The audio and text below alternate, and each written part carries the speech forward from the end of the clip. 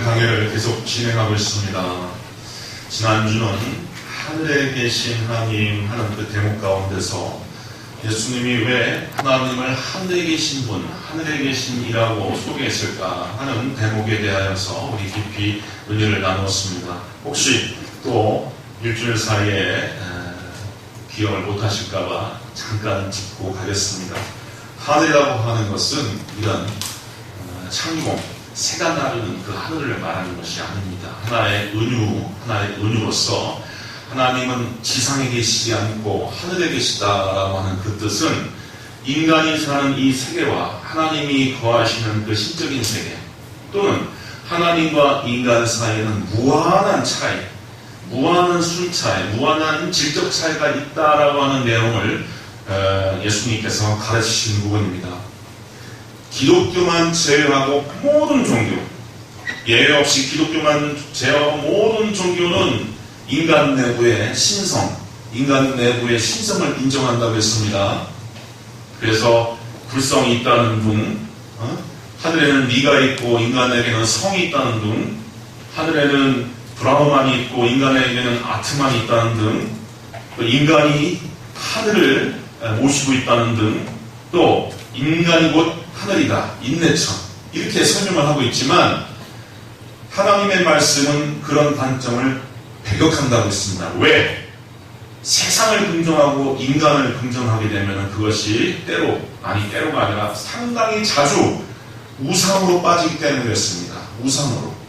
그래서 하늘에 계신 분을 우리가 경배하고 예배한다는 것은 이 지상의 어떤 인물, 정치가, 정치 제도, 이데올로기, 정치 체제, 어떠한 종교, 관념, 문화, 철학을 하나님의 시각에서 검열하고 비판할 수 있는 기준이 우리에게 생기는 거예요. 아시겠습니까? 그래서 우리 예수 믿는 사람은 하나님 외에, 예수님 외에 우리가 선망하고 우리가 경배하고 우러를 다른 대상을 지상에 만들면 안 됩니다.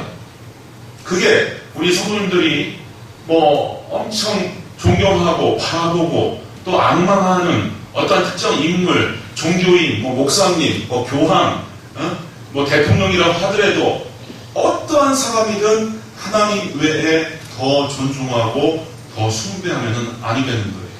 그래서 하늘에 계신 우리 아버지라고 했을 때 그 대목은 우리에게 우상 숭배를 경계하는 대목입니다. 지난주에 제가 좀 시간이 없어서 또 하나 이 부분을 강의해드리지 못하고 지나갔지만 사실 하늘은 모든 공간입니다. 모든 공간이. 왜냐? 하늘 아래, 하늘 안에 땅도 있고 산도 있고 바위도 있고 개천도 있고 강도 있고 바다도 있습니다. 시편 139편에 보면 더 자세히 나와 있지만 하나님께서는 아니 계신 곳이 없어요. 그래서 하늘에 계시다라고 하는 것은 하나님의 무소부재, 안 계신 곳이 없다. 하나님의 편재를 우리에게 가르쳐주는 부분입니다. 옛날 과거 사람들은 그야말로 물리적인 공간을 생각해서 그냥 우리가 하늘나라로 혹은 하늘로 날개 달고 올라가면 거기 계실 줄 알았습니다.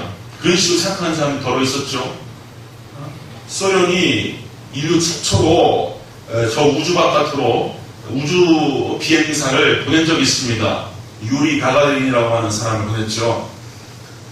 볼셰비키 소련 혁명 직후기 때문에 이 우주조종사들도 이 유물적인 그 관념이 가득한 사람이라 다녀오고서 뭐라고 기독교를 비판했습니까? 내가 저 하늘로, 저 우주로 나가봤더니 거기는 하나님도 안 계시고 천국도 없더라. 이렇게 얘기를 했어요. 그런 물리적인 공간만은 아닙니다. 그 하늘은 모든 공간, 모든 처처를 말하는 거예요.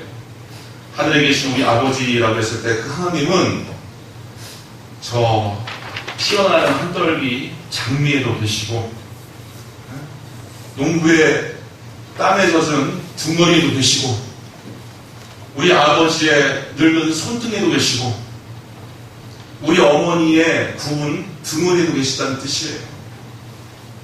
하나님의 그 임재와 하나님의 역사하심과 하나님의 함께 하시는 그 포인트들이 도처에 있기 때문에 우리가 하나님께서 지으신 이 세계를 바라볼 때 하나님의 신성과 하나님의 임재와 하나님의 역사를 우리가 찾아낼 수 있어야 합니다.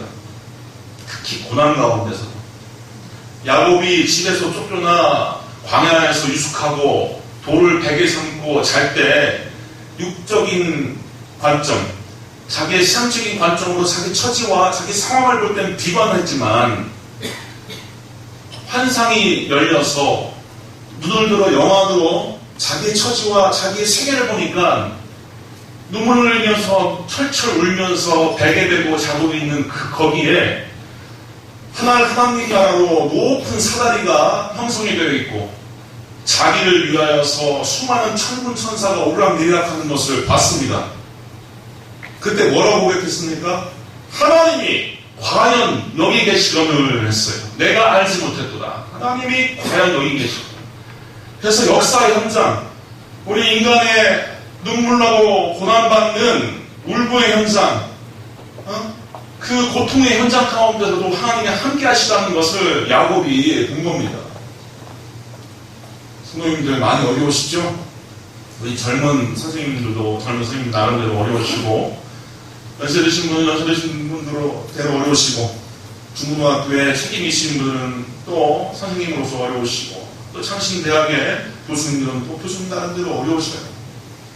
그 어려움 가운데서 우리가 간혹 속기 쉬운 것은 하나님이 어디 계시냐, 하나님이 나와 함께 하시면 이럴 수가 있느냐라고 하는 생각이지만 그건 인간의 삿된 생방, 아주 근시안적인 사고고 우리 성도님들에게도 야곱의 영안이 열려서 어려운 현장, 고난받는 나의 삶의 터전에서도 하나님께서 함께 하시고 같이 고난을 짊어지시고 같이 함께 진행해 주신다는 것을 분명히 깨달아 아실 수 있도록 주님 이름으로 축원드립니다. 오늘은 그래서 두 번째로 우리 아버지라고 하는 부분을 함께 은혜를 나누고자 합니다. 하나님을 아버지라고 부르게 하시면서 예수님은 우리에게 무엇을 또한 가르치냐면은 참 재미나죠. 우리 인간에게는 신적인 기원, 우리 인간이라는 존재는 다른 짐승들과 달리 신적인 기원이 있다라고 하는 것을 가르칩니다. 목사님, 지난주에는 인간은 인간이고 하나님은 하나님이라고 했잖아요. 하나님은 하늘에 계시고 인간은 땅에 있다고 했는데 오늘 무슨 소리입니까? 이게 종교적 진리의 아주 오묘한 부분이에요. 종교적 진리, 하나님의 진리의 차원은 모순을 용납합니다. 모순을 함께. 이렇게 보면 이게 맞고 저렇게 보면 저게 맞아요. 어떤 목사님이 오늘은 기도하십시오, 강청하면 하나님께서 다 들어주십니다, 이렇게 설교해놓고 그 다음 주에 기도를 해도 하나님께서 하나님 뜻대로 인도해 주십니다라고 하는 것도 다 맞는 거예요. 응? 소포를 당김에 뽑아내죠. 응?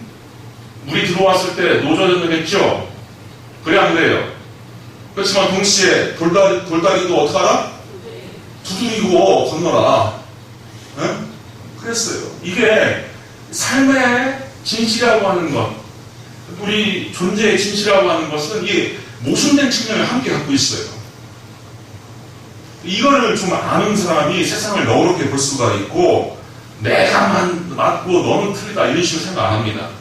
너도 맞을 수 있고 나도 맞을 수 있는데 하나님이 운행하는 이 역사가, 또 이 세계가 하나님의 섭리에 따라서 운행할 때 보면은 어떤 때는 이쪽 측면이 드러나고 어떤 때는 저쪽 측면이 드러나서 그걸 다 볼 수 있는 자가 참 지혜로운 자이고, 그럴 수 있다는 것을 알고서 활용하는 자세가 우리 예수 믿는 사람들이 꼭 필요한 자세입니다.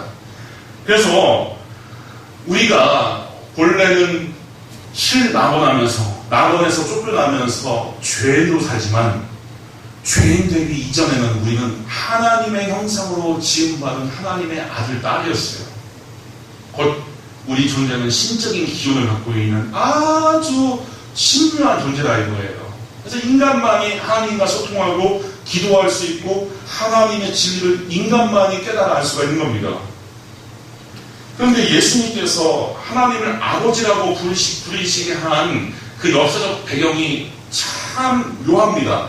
왜냐하면 그 당시에는 로마가 이스라엘을 침공에 들어와서 식민지로 삼았던 그런 시절인데, 유일하게 로마의 황제만 신의 아들이라고 하는 칭호를 얻어 누렸습니다. 저자야말로 신의 아들이다, 제우스의 아들이다, 아폴로의 아들이다, 이런 식으로. 근데 예수님은 그것을 싹 뒤엎는 겁니다.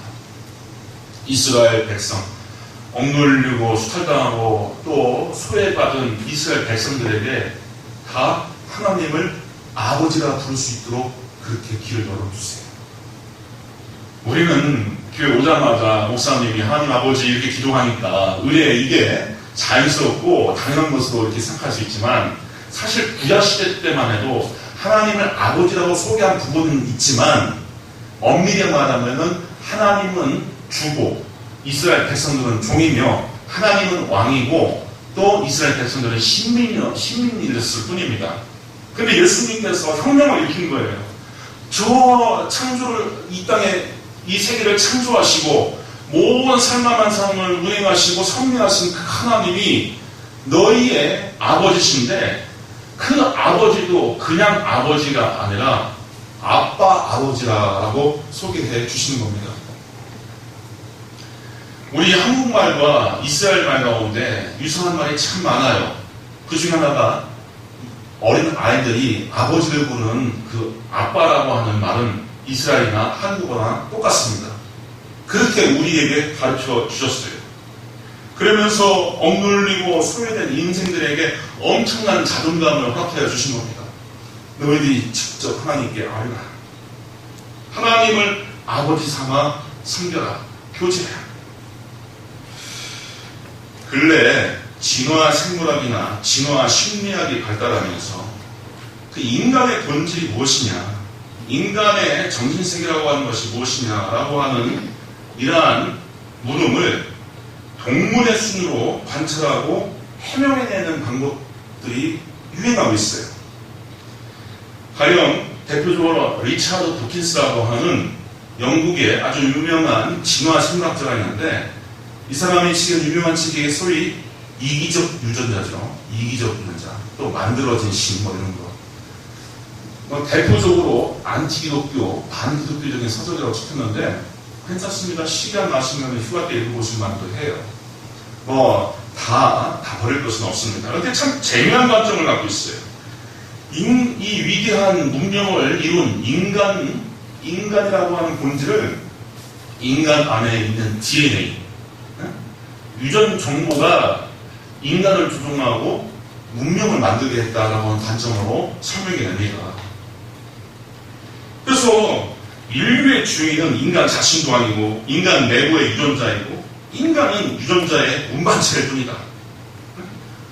우리는 80년, 90년, 100년, 1세기 정도 살다가 죽지만 유전자는 영원히 남아서 대대손손 전달되는데, 이것을 인하여서 유전자가 복제 형식으로 삶을 보존시키고 또 인간에게 안녕을 형성하고 또 사회망을 형성해서 이 유전자들이 영생할 수 있도록 우리 인간과 인류 문명을 조종하고 있다. 이런 식으로 설명하면은 재미있고 명쾌한 부분이 없지 않아요.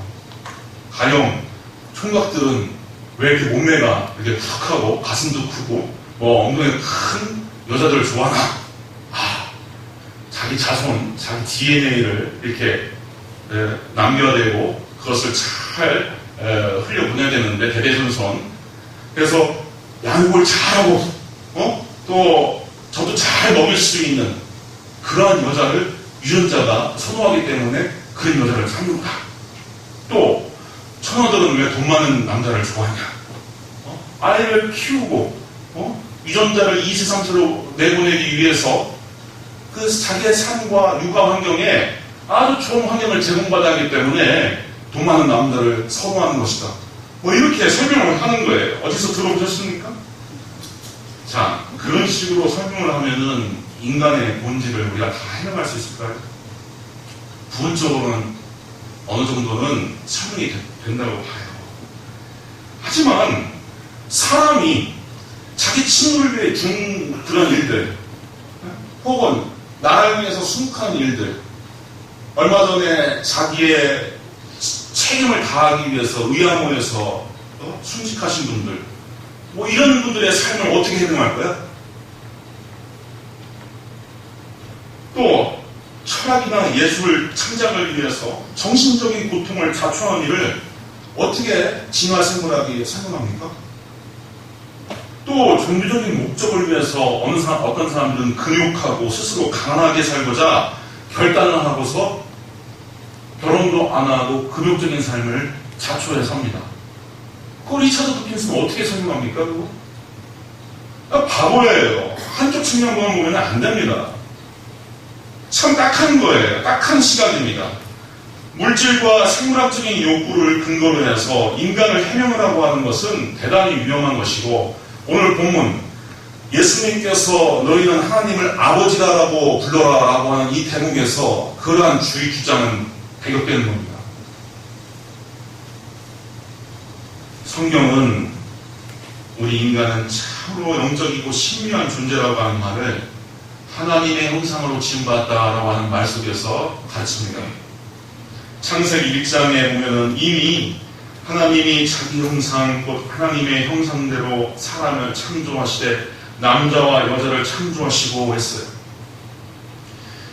하나님의 형상이라고 하는 이 단어는 우리 예수 믿는 사람의 삶의 목적, 또 믿음의 목적, 그리고 우리가 신앙 가운데 성장해야 할 목적을 전달하는 대단히 중요한 핵심어입니다. 우리 예수 믿는 사람들이 이 땅에서 남겨진 삶을 살아가는 그 이유 또한 하나님의 형상을 찾아가는 그러한 노정에 있다는 것을 우리가 알 필요가 있습니다. 그래서 1년 전의 내 모습과 1년 후의 내 모습은 하나님의 형상이라고 하는 이 가치 가운데서 얼만큼 내가 성장했느냐, 얼만큼 자라났느냐, 내가 스스로 돌이켜보며 목적을 삼을 필요가 있습니다. 아이도 딱 1년만 길러보면요, 그냥 목도 못 가늘고 또 바라봐도 초점도 못 봤던 그 아이가 아장아장 기더니 나중에 자기 두 발로 걸어 다닙니다. 1년이라고 하는 지극히 짧은 시간에 그런 엄청난 발전을 해요.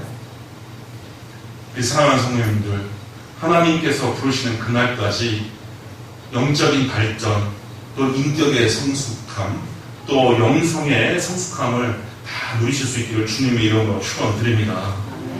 두 번째로는 하나님이 너희들의 아버지시니까 너희들은 친밀한 교제를 나누어라 라고 하는 가르침이 그 가운데 있습니다. 제가 어린 자식을 키워보니까 참 재미난 모습을 보는데 밥을 때로 제가 차려주는 일이야, 우리 아이들한테. 근데 이제 막내 같은 녀석은 이제 아직 어려갖고 밥 잘 차려갖고 지 앞에 놔주면은 먹다가 뭐 맛이 없다, 뭐 앞서서 과자를 먹었다 핑계 대고서 아빠 그만 먹으면 안 돼? 그만 먹고 싶어 이래요. 옛날에는 너 몇 살? 5살? 그럼 5번 더 먹어. 이렇게 했는데, 지금 12살이니까 이렇게 통하지도 않고, 이렇게 잘 바라보면서, 참 애써서 만들어줬는데 저게 뭘까라고 하는 생각을 합니다. 근데 그 모습이 꼭 우리 모습 같다는 생각이 드는 겁니다. 자기 위해서 밥 차려주고, 자기 먹고서 씩하게 크고, 건강하게 크고, 키도 무럭무럭 크라고 해서 만들어줬는데, 그렇게 제공된 축복을요, 의무로 알아. 무슨 얘기인지 아십니까? 자기가 먹어야 할 그 권리를, 자기가 풍족하게 누릴 그 복을 의무로 알아서, 나 안 먹으면 안 돼, 나 2번만 더 먹게, 이런 식으로 나온단 말이에요. 그래서 사실 그 모습이 오늘날 우리 교인들의 모습이기도 합니다. 우리 성도님들, 하나님 존전에 와서 이렇게 구별된 성일에 예배를 드리는 것은요, 의무이기 전에 하나님과 우리 사이에 교제를 누릴 수 있는 특권입니다. 고양이, 개, 돼지, 소가 그런 특권을 누립니까? 우리만 누리는 거예요.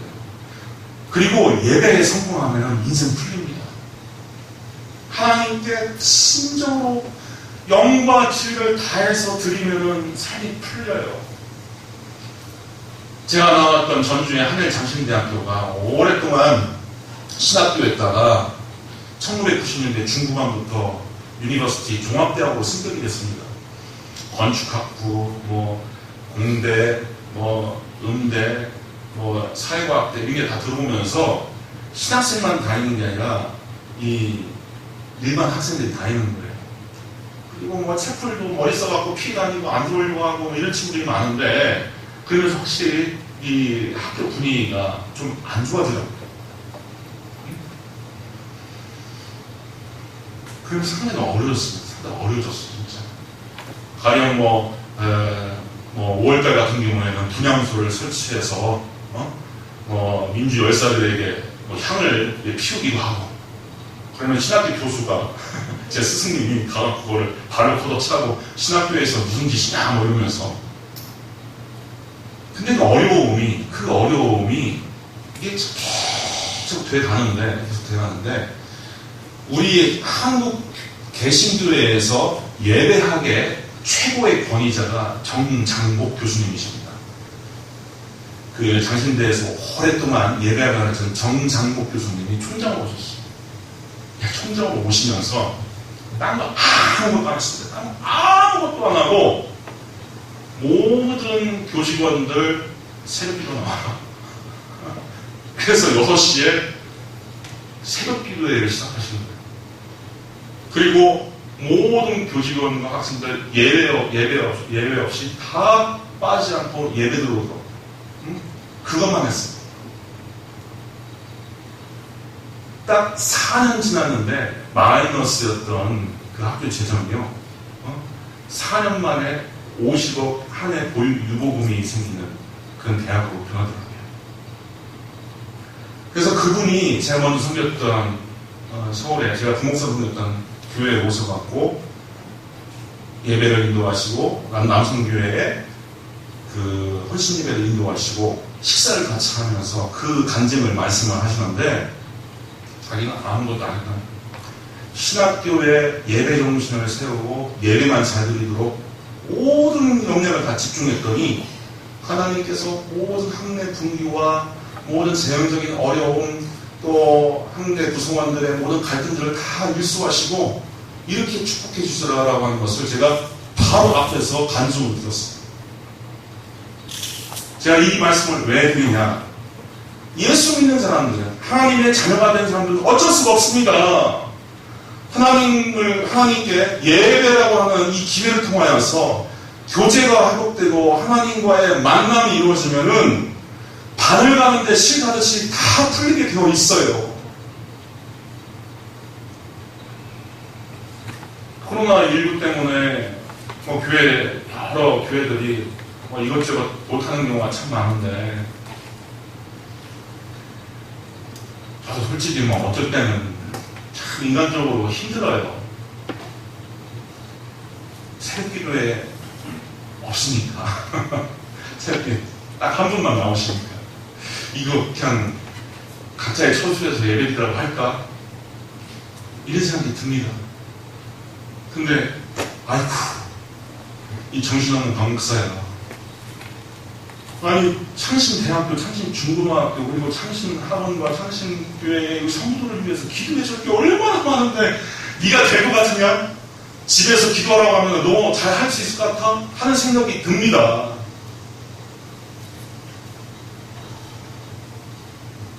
그래서 하나님 앞에 하루에 1시간 예배 정식히 드리고서 시작을 하는 겁니다. 그래서 제가 좋은 일들, 좋은 소식을 들으면 감사하게 되는 거예요. 감사하게 되는 거예요. 하나님께서 이 종의 기도를 들어주시는구나 라고 하는 감사의 마음이 생기는 겁니다. 우리 사랑하는 성도님들 기도해 보십시오.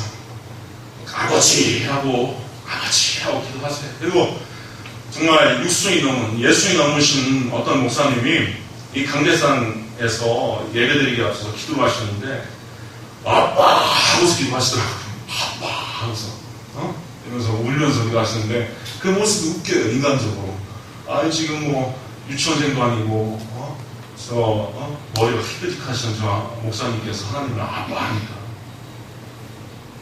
그러나 예수님께서 누가복음 15장에 탕자의 비유를 통해서 하나님의 이미지를 우리에게 그려주셨는데 거기 나오는 그 하나님의 이미지가 어떻습니까? 둘째 아들이 아버지 돌아가시면 나한테 올 재산 있죠? 먼저 땡겨주시오. 그래? 주마. 가져가요. 근데 아셔. 저 녀석 2년 만에 가서 홍콩 가서 다 텐자텐자 놀다 다 쓰겠지. 그러면서 매일처럼 동구 밖에 나와서 기다립니다. 오면 그냥 채찍질을 하고 내가 쫓아도 분이 안 풀릴 텐데 그 집 나간 배은망덕한 그 아들을 인하여서 매일처럼 동구 바깥을 바라보면서 오늘이 나올까 내일이 나올까 바라봐요. 인내하신 하나님, 우리를 그리워하신 하나님, 우리가 죄 가운데 있어도 우리를 환영하시고 빨리 돌아오기를 하는 그 하나님, 그 하나님을 예수님께서 소개하시는 겁니다. 아들이 나타났어요. 누가 먼저 발견합니까? 정확하게 보면 아버지가 먼저 발견합니다. 둘 간에 상보가 먼데, 서로 간에 거리가 먼데 아버지가 달려가서 얼싸 안고 뺨을 보비고 입을 마시면서 내 죽었던 아들이 돌아왔구나 환영해 주시고, 그리고 어떻게 하십니까? 소잡아라, 잔치하자. 아니 채찍질하고 내가 쫓아도 분이 풀리지 않을 것 같지만 예수님께서 그려내신 하나님 아버지의 속성이 그렇게 인내하시고 관대하시고 자비로우시고 또 우리의 죄와 과거의 죄과를 묻지 아니하시는 은혜로우신 하나님이라고 하는 것을 예수님께서 직접 계시하는 겁니다. 어떤 경우에는 그 하나님을 아버지라고 부르는데 어려움을 갖는 분들이 더러 계셔요. 저를 가르쳤던 모 신학교 여어 교수님은 그 광진구 아래에 진나가 가출한 그 여학생들, 10대 여학생들의 쉼터를 운영을 하셨는데 아이들 모아놓고 간단하게 예배를 드릴 때 하나님 아버지 이렇게 무의식적으로 기도를 했더니 예배 후에 어떤 아이가 뚫어오더니 목사님, 꼭 하나님을 아버지라고 불러야 돼요? 아버지라고 안 하면 안 돼요? 이렇게 얘기를 하더라는 거예요. 뭔 일이냐? 그래서 그 아이의 자초지정 사정을 다 들어보니까 이 아이가 징역하기 전에, 가출하기 전에 아버지한테 어마어마한 학대를 받았어. 엄마 때리고 술 먹고 폭력행하고. 그러니까 아빠라고 하는 단어에 경기를 일으켜요. 경기를. 사실 신학적으로는 하나님이 남성의 생식기를 가지고 아내를 둬서 생산하는 그런 존재이기 아니기 때문에 어버이라고 해도 좋고 심지어 어머니라고 해도 좋습니다. 근데 이거는 이제 상당히 좀 금기시대로 너무 우리의 그 관습을 뛰어넘는 것이라 참 어려운 일인데 중요한 것은 하나님이라고 하는 존재가, 하나님이라고 하는 존재가 자유롭고 은혜로운 존재라고 하는 것을 우리가 깊이 알 필요가 있어요. 근데 저는 아버지 하고 기도하면요 마음에 찡 몰리는 이 종처럼 찡 울리는 그런 울림이 제 안에서 있어요. 사실 우리 아버지하고 저는 그 관계가 그렇게 좋지 않았습니다. 과거에 180 정도 되는 키에 그 경찰 공무원 출신 유도 유단자에다가 성격도 엄청 날카롭고 발랄하신 분이라 10대 때 제가 대들어다가 아버지한테 뺨 맞았더니 뺨 맞고서 이빨이 하나 터져버렸어요.